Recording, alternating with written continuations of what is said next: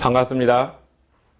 항상 우리가 하루를 시작할 때는 우리의 의지와 우리의 뜻대로 움직이는 것 같지만 사실은 주님께서 다 그 모든 것들을 허락해 주셨기 때문에 이루어졌다는 사실을 기억하고 또 그러한 것을 믿고 간다는 것은 아주 좋은 일입니다.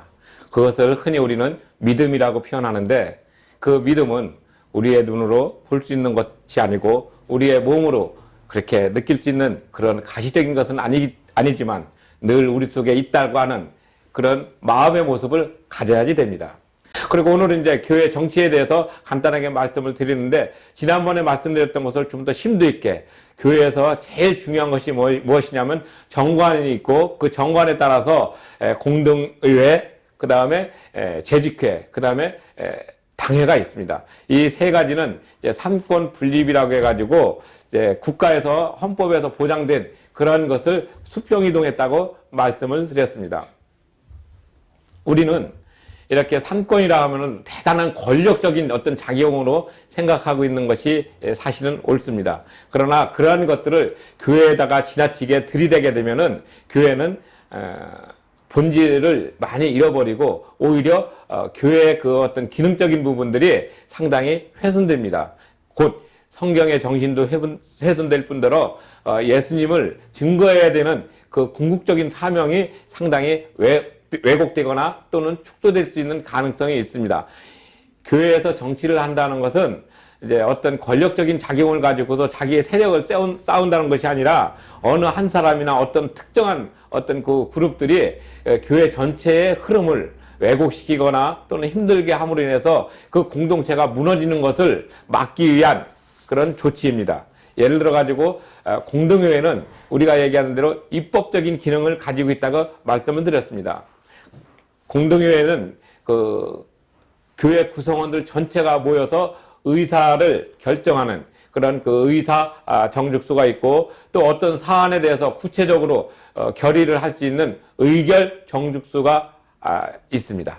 근데 우리는 이제 의사 정죽수나 의결 정죽수나 글자가 뭐 큰 차이가 없지 않느냐 하는 그런 경향도 있지만 지금은 그것을 아주 정밀하게 나누고 있습니다. 의사정수라는 것은 전체적인 의견을 모을 수 있는 것을 얘기하는 거고 의결정수는 어떤 사안은 과반수, 어떤 사안은 3분의 1 이상, 어떤 사안은 3분의 2 이상 또 특이한 경우는 뭐 만장일치로 이렇게 하는 경우가 있습니다. 바로 어떤 조목조목 결정을 확실하게 내릴 때는 어느 정도의 인원수가 찬성을 해야 된다는 것을 의결 정숙수라고 얘기하고 그런 것들을 전체적으로 아우러서 의사를 표명할 수 있는 그런 구성원을 의사 정숙수라고 표현을 합니다. 예를 들어 가지고 과반수 출석에 3분의 2 찬성 또는 과반수 출석에 과반수 찬성 뭐 이런 식으로 이제 나타나는데 이것은 정관에 분명하게 기록이 되어야 됩니다. 정관은 그 지교회를 규율하는 아주 중요한 규범입니다. 그래서 정관은 이제 후에 강의 드릴 기회가 있겠지만 자치법적으로 그 성격을 규명하고 있습니다. 그래서 이 정관의 그 법적인 성질은 자치법적으로 있기 때문에 그 교회에서 가장 중요한 기준으로 삼습니다. 그 기준으로 삼는 정관에 어떤 것이든지 간에 기록이 돼 있어야 되고 그 정관의 정신에 따라 가지고 당회는 만들어지고 또 재직회도 만들어지고 공동회도 성립되는 것이 됩니다. 그 다음에 당회에서는 보편적으로 이제 그 교인들을 이제 원입교인으로 만드는 명부라든지 또는 그 교회 전체적인 흐름을 잡아가는 계획을 짜고 또 설계를 합니다.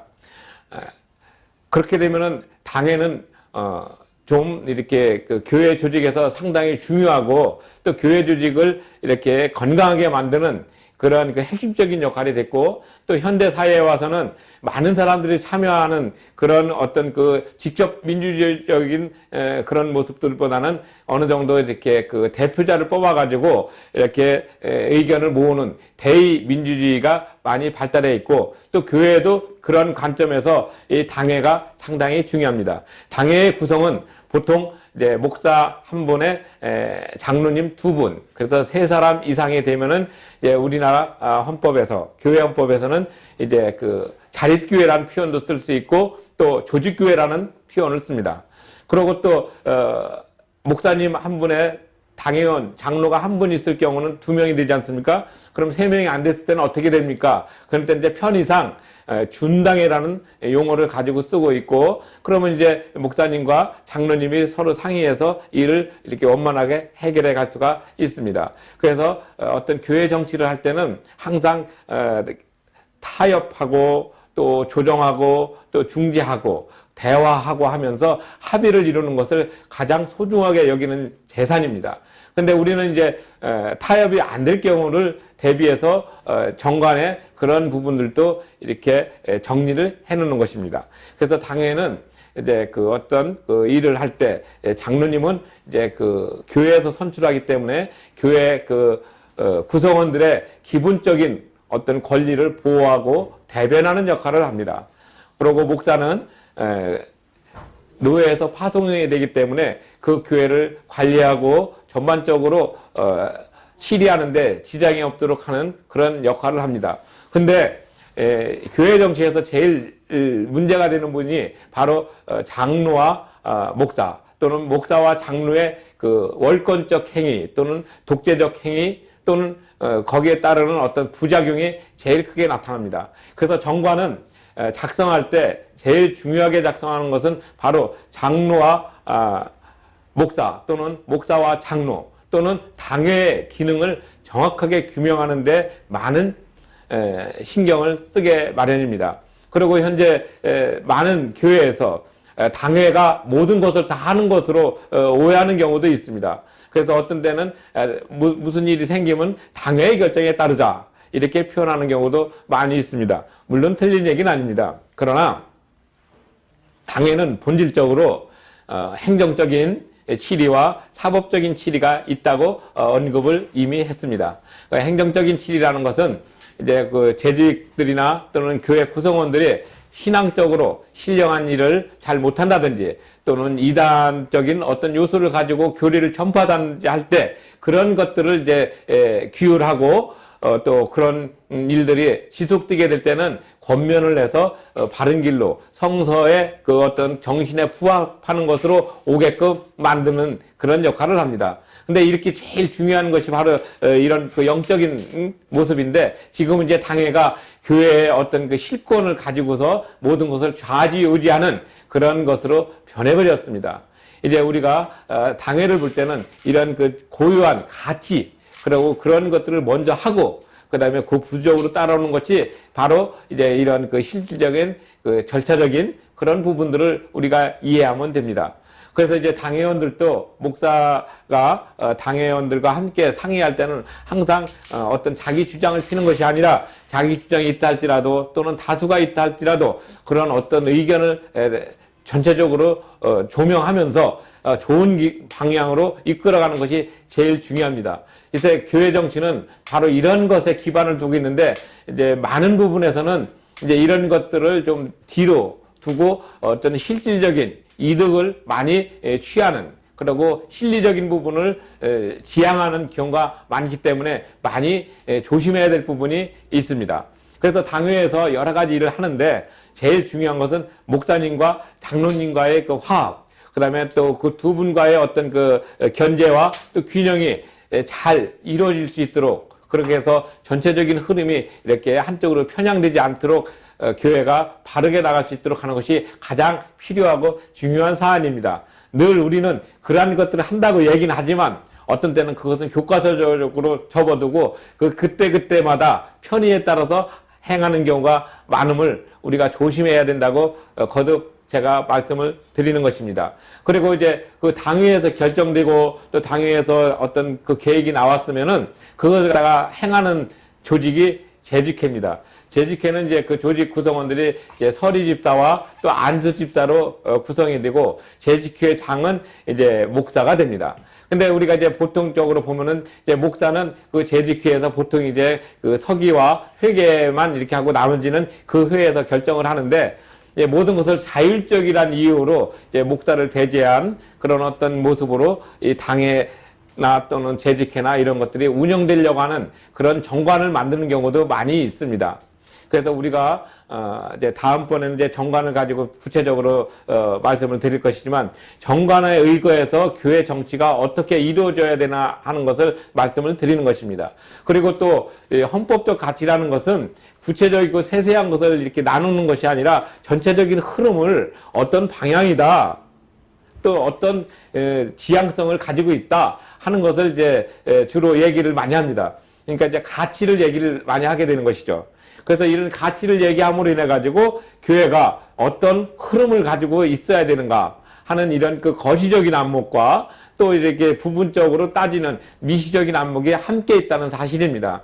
근데 우리는 이제 자기가 이제 생각하고 자기가 잘 아는 부분을 강조를 하다 보면은 전체적인 흐름에서, 물론 부분적으로는 맞지만 전체적인 흐름에서 어긋나는 경우도 없지 않아 있습니다. 그래서 늘 이런 것들은 정관의 규정 또는 그 정관 그 다음에 나와 있는 시행세칙이라든지 또는 시행령을 통해 가지고 보완을 하게 되는 것이죠.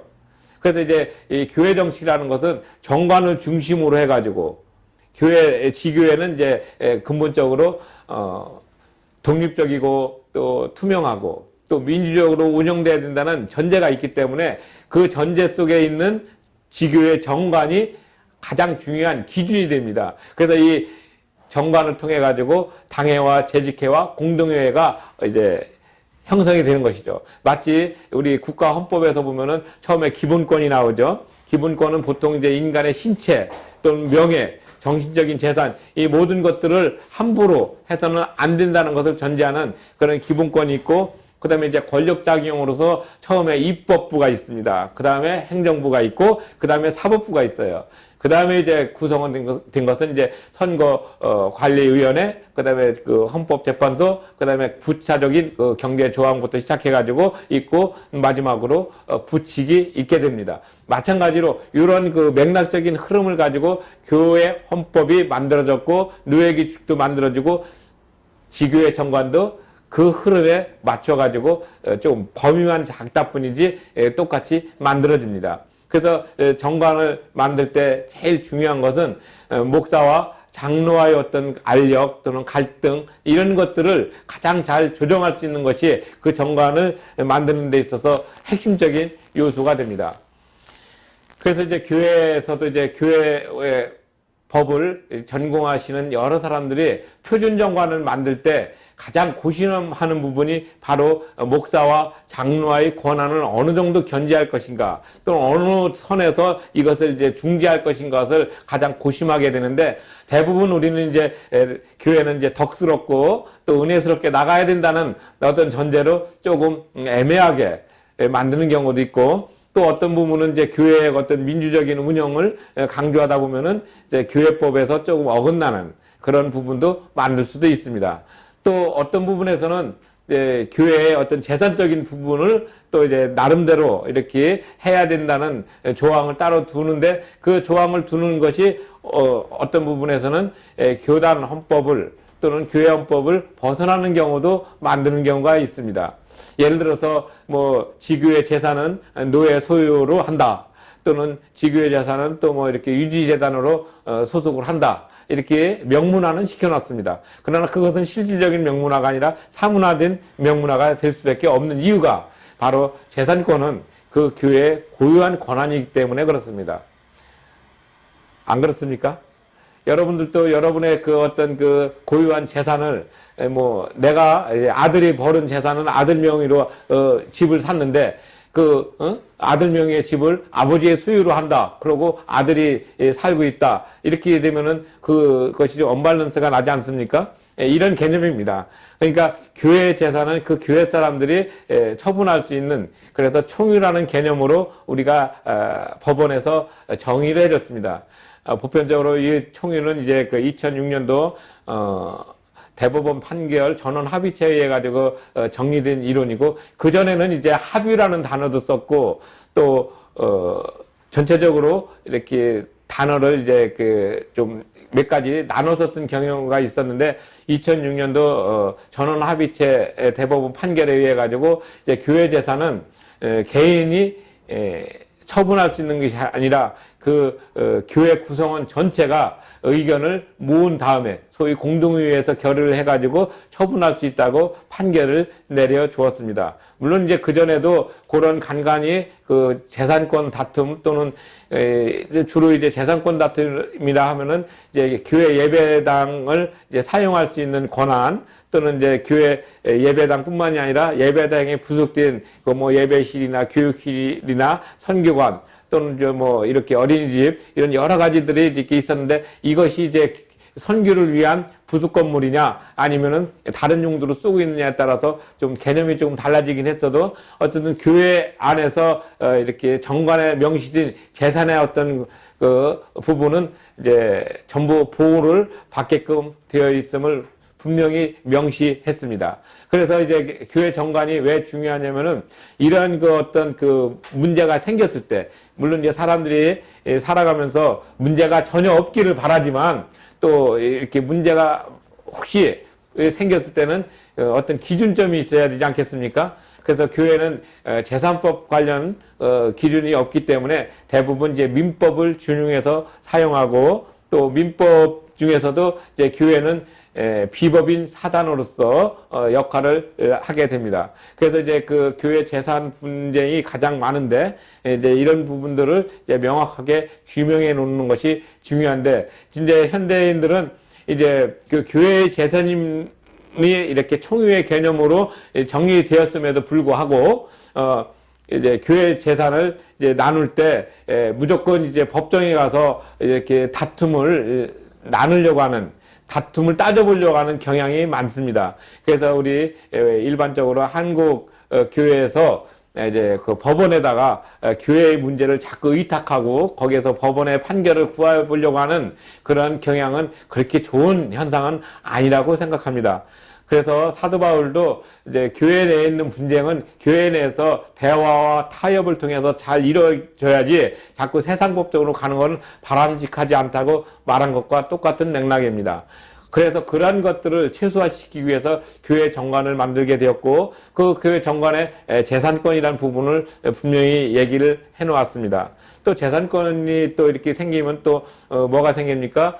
권리와 의무 그 다음에 개인 간의 어떤 계약 관계 이런 것들이 생기기 때문에 민법의 그 원리를 준용한다는 것이 바로 이런 부분입니다. 그래서 교회는 늘 덕스럽고 또 민주적이고 은혜롭게 이런 것들을 다 좋은 용어지만 구체화된 모습으로 나갈 때는 정관을 기준으로 판결을 내릴 수밖에 없습니다. 그래서 이게 정관이 중요하기 때문에 이 정관을 제대로 만들어 놔야 교회가 어떤 어려움에 있을 때 또는 어떤 다툼이 있을 때 그런 것들을 해결할 수 있는 시금석이 됩니다. 그래서 우리는 정관을 만들 때 제일 중요하게 여기는 것은 목사와 장로와의 어떤 그 관계, 그 다음에 또 재산 관계 이 두 가지를 제대로 해놔야 교회에서 어떤 어려움이 생길 때마다 그런 것들을 들춰보고 또 그런 거에 대한 판례를 많이 이렇게 참고함으로 인해 가지고 합리적이고 객관적으로 평가를 내릴 수 있게 됩니다. 근데 우리는 이제 이런 것들을 이제 다 이렇게 한다고 하지만 자기와의 어떤 이권 관계가 이렇게 첨예하게 대립할 때는 그러한 부분들을 조금 이렇게 뒤로 두는 경향도 없지 않아 있습니다. 그래서 법원으로 판결을 내리러 가지만 법원에서도 보편적으로 판결을 내릴 때는 그 교회 정관을 중심으로 하고 정관에서 그 부분을 정확하게 따져주고 그렇게 합니다. 그래서 이제 그 모든 것들은 이제 그 법원에 있는 그 법의 어떤 그 저촉되지 않는 성문법적인 것을 기준으로 하고 나중에 이제 임의법규라고 해가지고 어떤 관습이라든지 관례라든지 하는 이런 것들을 이제 참고하게 되는 것이죠. 근데 우리는 이제 이런 것들을 이제 잘 기억하면은 이제 교회 활동하는데도 또는 교회 생활하는데도 많은 도움이 됩니다. 그래서 이제 교회 정치라는 것은 바로 이렇게 재직회와 또 공동회와 당회가 이렇게 어우러져 가지고 서로 이렇게 균형 있게 맞춰 나가는 것이 되죠. 그래서 그 우리 성경에도 이제 삼을 참 좋아하는데 이제 삼위일체 하나님, 그 다음에 또 우리나라 사람들은 이제 보통 이제 뭐 게임을 하게 되면 3, 4번이라고 해가지고 꼭 3번을 하지 않습니까? 그런 어떤 그 관습적인 것도 있고, 그래서 이 법원도 이제 대부분 보면 3심제, 뭐든지 이렇게 해서 3이라는 숫자를 이제 상당한 기준으로 삼습니다. 그래서 우리도 이제 어떤 헌법도 그렇게 해서 대법원까지 가는 3심제, 지방법원, 그 다음에 고등법원, 그 다음에 이제 대법원, 이렇게 판결 가지 않습니까? 교회도 마찬가지예요. 처음에 이제 당회, 그 다음에 이제 노회, 그 다음에 총회. 이렇게 해서 이제 재판의 어떤 원리가 그렇게 있고. 근데 이런 원리가, 교회 정치에서 어떤 역할을 하느냐면은 바로 이제 그 당회에서 결정하고 정리한 것을 이제, 재직해서 행동을 하고, 그래서 1년 결산을 다 보고 난 다음에 보통 이제 공동의회 또는 사무총회 또는 교인 총회라는 용어로 쓰입니다. 조금씩 다르지만 그 어떤 기능은 같습니다. 그래서 연말에 모든 것들을 결산을 하게 되죠. 자, 이런 부분을 이렇게 썼습니다. 예를 들어서 예산이 100만 원이었는데 90만 원 썼습니다. 그래서 10만 원은 이월을 내년으로 하겠습니다. 그러면 이제 거기에 대해서 이의가 있을 수 있죠. 왜 계획은 100만 원이었는데 100만 원을 다 안 쓰고 90만 원만 썼느냐. 그러면 그만큼 활동을 안 한 것이 아니냐. 뭐 이런 얘기도 될 수가 있고, 또 어떤 분들은 활동을 했는데 다 했는데 이제 좀 알뜰하게 써가지고 좀 남겼을 경우도 있고, 또 어떤 경우는 계획은 짰었지만은 중간에 그 계획이 이제 변형이 돼가지고 실행이 안 된 경우도 있고, 다양한 경우가 있지 않습니까? 그래서 그런 것들을 공동의회에서 이제 전체적으로 경과보고를 하게 되죠. 그래서 이제 그 재직해서 경과보고를 하고 난 다음에 그것을 이제 그 공동회의에서 이제 합당하게 받으면은 이제 만장일치로 또는 교인 그 참석자의 과반으로 의결을 하게 되고, 그 의결한 것을 기록을 남김으로 인해서 그 다음에로 넘기게 되고 사업보고를 끝내게 됩니다. 그래서 이제 우리는 이러한 것들이 이제 그 하나의 그 일상적인 부분으로 많이 나와 있어서 익숙하지만, 교회에서까지 그런 것을 할 필요가 있겠느냐 이렇게 하는 경우가 많았습니다. 근데 예전에는, 그러니까 사도 바울 시대라든지 또는 중세 이전에는 교회에서는 뭐 이런 것들에 대해서 이렇게 크게 신경을 안 썼어요. 왜냐하면 이제 그 목사나 또는 지도부가 모든 것을 결정하고 행했으면은 그 밑에 있는 하부 조직에서는 그런 것을 실행만 하면 됐지 그것이 잘 됐다 못됐다 따지진 않았어요. 그러나 이제 근대 이후로 이제 보편적으로 1776년, 그 다음에 1789년, 이렇게, 프랑스 대혁명이나 또는 그 미국, 버지니아 권리장전에서부터 시작해서 나타났던 그 관계에서부터는 시민권이 많이 향상이 되기 때문에 내 권리를 내가 찾아야 된다. 그리고 내가 권리를 행사했으면 거기에 대한 책임도 져야 된다. 또 의무가 또 필요하다 하는 여러 가지들이 복합돼서 나타나는 그런 시민 정신이 발달하다 보니까 우리 교회에서도 그런 것을 했을 때 그 행한 것이 정말 성경적으로 맞게 했는가, 그 다음에 또 그런 거에 대해서 어떤 불합리한 점은 없었는가 하는 것들을 감시하고 견제하는 그런 기능이 생기게 됐습니다. 그래서 그런 것들을 하다 보니까 결국은 이제 어떤 조직의 원리를 따르게 되는데, 그 조직의 원리를 따르다 보니까 이제 교회도 어떤 일정한 사단으로서 또는 법인으로서의 기능을 가지게 됩니다. 현재 우리 한국 교회는 법인으로서 된 교회는 그렇게 많지는 않습니다. 그러나 이제 대다수 한 80% 이상이 미자립 교회로서 있기 때문에 정관에 대한 필요성 또는 목사님들이 작은 교회를 이렇게 운영을 하다 보니까 그 정관이 꼭 있어야 되는 것인가 하는 그런 의구심을 가지고 이제 잘 의식이 없었다가 이제 2018년 1월 1일부터 종교인 과세가 생기면서 이제 세무서라든지 또는 은행에서라든지 또는 여러 군데에서 공적인 기관에서 그 교회의 어떤 기능을, 교회의 어떤 자산을 평가할 때 또는 그 교회가 수익과 지출이 있음에도 불구하고 그것이 제대로 기능하고 있는가 하는 그런 것들을 평가하는 기준으로서 정관을 요구하게 된 것입니다. 그래서 이제는 정관이 교회에는 필수적으로 있어야지 되고, 그 정관에 있는 것들을 아무렇게나 뭐 이렇게 필요에 따라서 조문을 넣는 게 아니라 일정한 기준을 넣게 됩니다. 그래서 정관에는 처음에 그 목적이 있어야 되고 또 상호가 있어야 되고, 물론 이제 상호라고 얘기하면 좀 거부감이 있으시겠지만 교회도 이제 엄밀하게 보면 교회 이름이 있어야 되지 않습니까? 교회 이름, 그다음에 그 교회가 왜 어떤 비전과 어떤 사명을 가지고서 하겠다 하는 그 목적, 그다음에 그 어느 소재지에 있는가. 그래서 우리가 주소와 또 주민등록지가 있는데, 주민등록지는 행정적으로 주소를 얘기하기 때문에 하나만 있습니다. 그러나 거주지는 여러 군데가 있을 수가 있어요.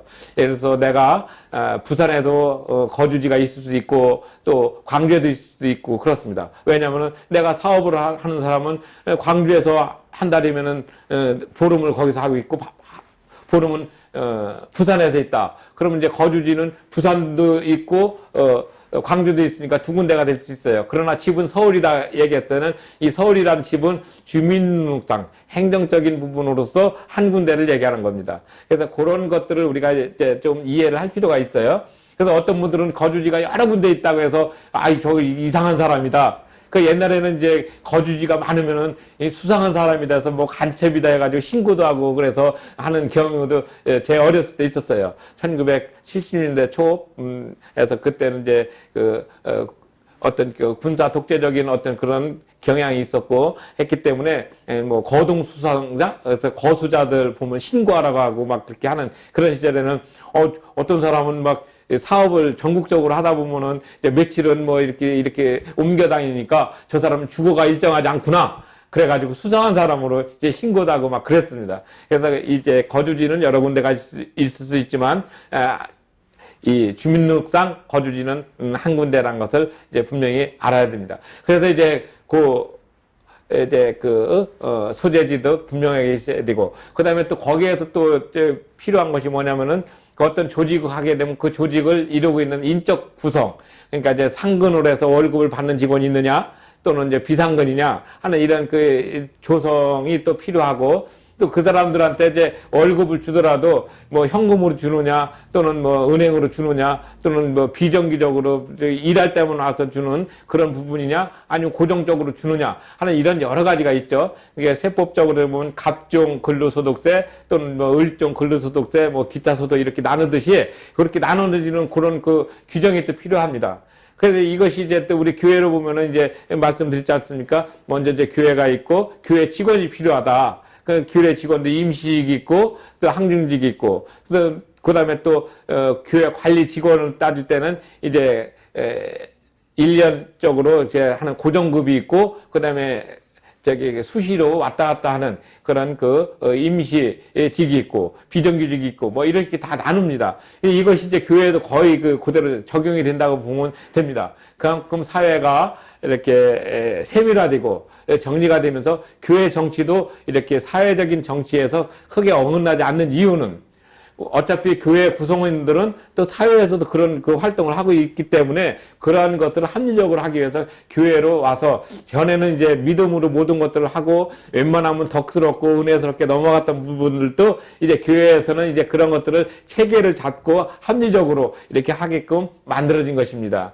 그래서 교회 정치라는 것은 어떻게 따로 있는 것이 아니라 바로 그런 부분들을 이제 수평 이동시켜 놨다, 아니면 그 조직 안으로 가지고 왔다, 이렇게 생각하면 됩니다. 이제 우리 헌법에는 정교는 분리된다 해서 정치와 종교는 분리된다고 얘기했을 때, 어떤 우리가 처음에 이해했을 때는 이제 종교인들은 투표도 하지 말아야지 되고 또 정치적인 행위를 해서도 안 되고 하는 이런 걸로 많이 오해를 했었습니다. 근데 여기서 정교를 분리한다는 것은 이제 우리 교인들이 이제 예수님을 믿는 그 사람들이 이제 정치하고 무관심하라는 얘기가 아니라, 정치 활동을 열심히 하면서 올바른 길로 갈 수 있도록 그런 활동을 열심히 하고, 따로 이제 뭐 기독교 국가다 해서 이제 국가를 만드는 건 안 된다는 의미입니다. 왜냐하면 우리 크리스찬 예수님을 믿는 나라 사람들은 그 나라가 하늘나라에 있기 때문에 우리는 이제 시민권 자체도 하늘에 있다고 얘기를 하지 않습니까?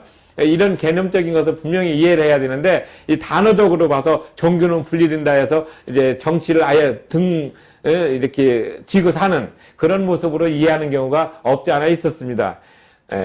그래서 이제 정치하고 종교의 관계는 지난 그 7강에서 간단하게 언급했고, 오늘은 교회 정치 내부적인 것을 중심으로 말씀을 드렸습니다. 항상 우리가 조심해야 될 것은 이런 그 정치와 종교의 관계, 또는 그 교회 내에서의 정치의 관계가 어떤 맥락과 어떤 그 전제를 하고 있는가, 이것을 먼저 이해를 하게 된다면은 이제 교회 안에서 가장 중요한 당회와 공동회와 재직회가 어떤 관계로 이루어질 것인가, 이것은 이제 다음 이제 강의에서 나타나는 그 정관의 그 작성, 정관의 법적 지위, 또는 정관의 구성, 그 다음에 정관이 이제 대법원이나 또는 고등법원이나 지방법원에서 어떤 판례를 하나하나 분석하면서 나갈 때, 그 판례 평석을 할 때 좀 더 자세히 말씀을 드리도록 하겠습니다. 오늘 강의는 이것으로 마치겠습니다. 감사합니다.